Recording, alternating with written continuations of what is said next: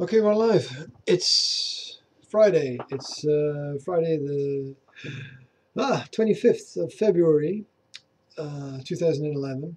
This is the NSA Education blog on mind and other matters. We're going to highlight key issues in news and other events and things. Let's get the show on the road. We're going to go through some news topics. I'll post up links or titles so that you can find the topics at the end if you're interested in finding out a little bit more. Most of the topics will be about education, but we're going to look at the news as well because we want to find some things that sort of affect everybody in their lives. I'm not going to bore you with too long an intro. Let's just get on with it. Okay, we get into the first article today. This article, teachers may be able to search parents' cars. This is coming out of ABC News in Australia. I'm just going to pull up the information. Here we go.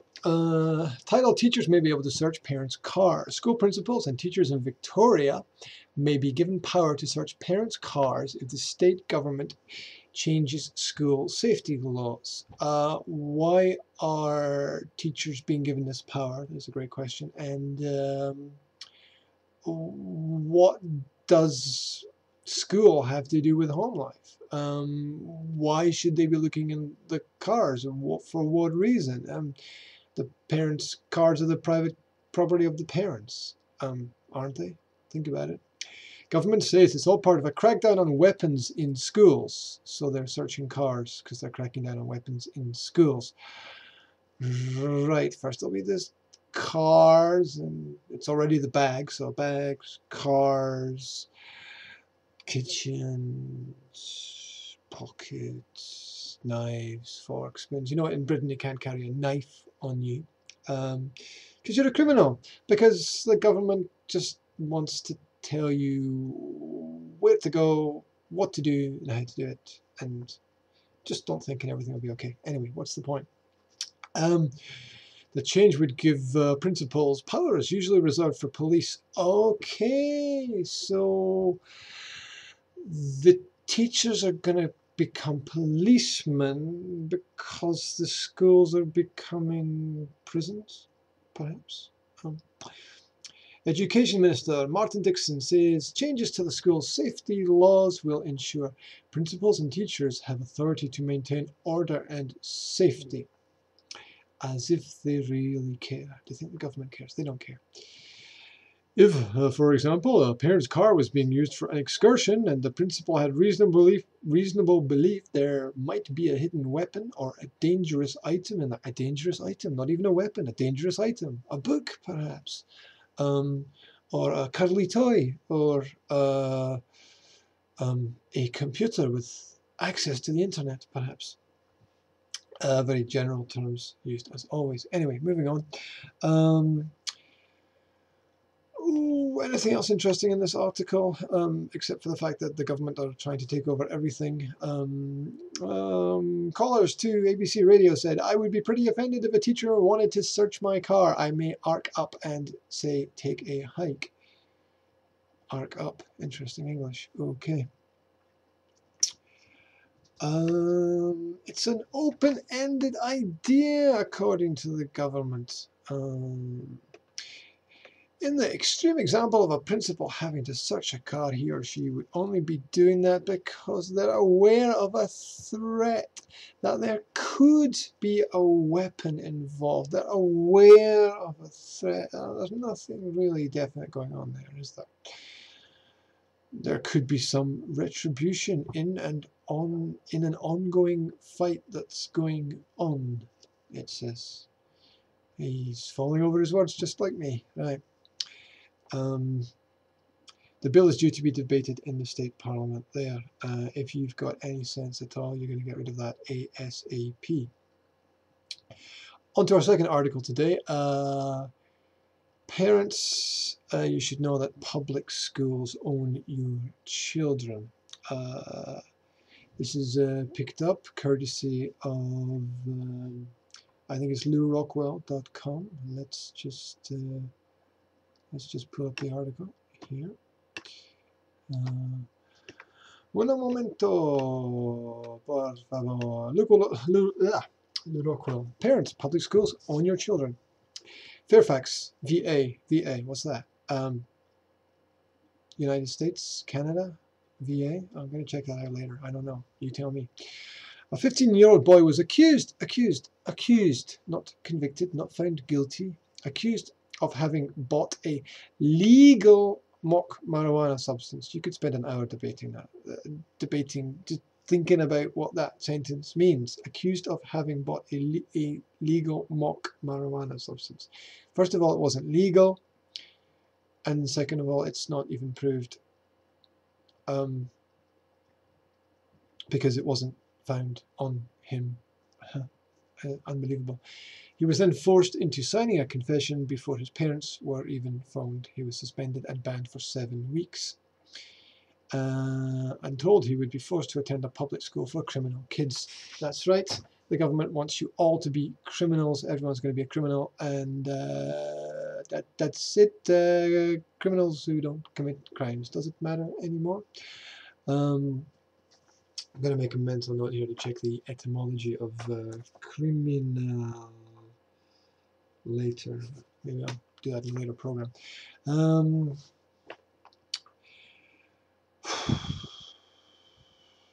His parents, on the advice of a PS commissar in North America. I thought they were Russian. Communitarianism, commissar, oh my god. He did not take a lawyer to the disciplinary hearing. The boy took his own life a month later. He took his own life. He killed himself because of this. Look at what you're doing. Think about what you're doing. Is that what you want? If parents are going to sentence their children to the yellow buses, they should at least teach them never to talk to any school official without being able to call their parents first. Parents should bring a lawyer to any hearing. Far better, of course, take advantage of one of our remaining freedoms, secede from public schools, and choose a private school, rather expensive, or homeschooling. The best education is free. That's the greatest secret of education. The best education is free. Remember that. It doesn't cost anything. Share what you know with your friends. That's it. Public school officials have also arrested and handcuffed an 11-year-old boy, with a disability. Arrested and handcuffed. What's going on? What do you need to handcuff an 11-year-old boy for? What do you need to arrest an 11-year-old boy for? Because according to this, he made an inappropriate drawing. An inappropriate drawing. What did he draw? Building. Beyond belief. Arrested for drawings. My God. Why didn't they take Picasso and put him away? That stuff was pretty schizophrenic, if you ask me. Good thing he wasn't doing something really wild, like singing or trying to act happy or something like that. Anyway, moving on. Other points about education coming up. I got some notes from Hackers News on the Perils of Credentialism. What's this about? Well, this is about whether your qualifications really matter or not when you're studying, or when you've graduated, or when you're looking for a job, or whether the piece of paper is going to change your life at all. Anyway, so made a bit of a mess up here, and I've pulled up all the quotes about the article, but not the article. I'll see what I can remember about the article. MIT admissions officer at MIT got fired after 28 years. 28 years of work, got fired because there were some discrepancies in her qualifications, or some inappropriate information. No, that's not right. Not inappropriate information. No. Okay, she lied. Put stuff on her CV that she didn't do. Anyway, she got the job. So I mean, I think she was a nightclub dancer, or she was a waitress or something, and she got the job of admissions officer. Turned the whole university around, increased the intake and uptake, and graduation statistics for women in young girls in education there. Was loved by everybody. And then they discovered that she hadn't told the truth, so because she'd done a great job, they had to fire her. Does it really matter? Does it really matter what qualifications you have? Isn't it better just what kind of person you are? Isn't it better if you can just do the job?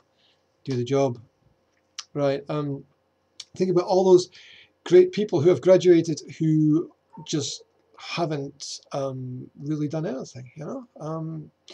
In terms of education, Bill Gates never finished university. Steve Jobs had a dubious education record. I'll pull up a list here. What's this?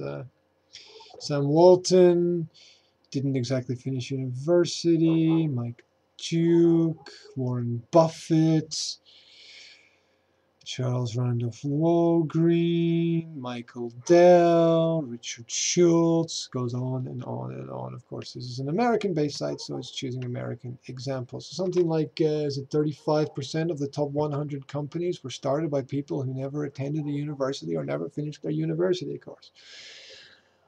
Think about it. Do you really need that education? My God. I was watching the video the other day. So there's a Chomsky video. I got to find a link for that as well, where Chomsky says that education is boring and a complete waste of time. If Chomsky says that, then you can't really argue with him. I mean, no one can really argue with him. He's the greatest linguist who's probably lived during our lifetime. Anyway, what is the point? It's all systems, and you don't want to get involved in the system because there's absolutely no relationship between the piece of paper you get and success in life. There's no relationship between tests and success in life. The only thing that tests relate to is other tests. It's outrageous. Okay, we're gonna squeeze in one more little article here from the news. Maybe this is a little bit less serious. Maybe it's not. Found this week some article from the Mail Online saying that satellite images show cities lying completely deserted in China. It's a pretty strange part of the world out there. Anyway, you know, if you've maybe you know some information about Kazakhstan, they have the city Astana, which they built a whole city, and no one really lives there. You know, they got people starving. You know, in Kazakhstan, they're paying teachers like $10 a month, or it might have even been less than that I read. It's just absolutely outrageous. So, ghost towns of China, and this is great because my computer doesn't want to focus on the image now at all. Never mind, ghost towns of China. So much for the first blog. That's it. Everything will be posted up with the information or some kind of links. This is the Native Speakers Academy on Mind and Other Matters education blog. Coming back soon. Take care. First one done.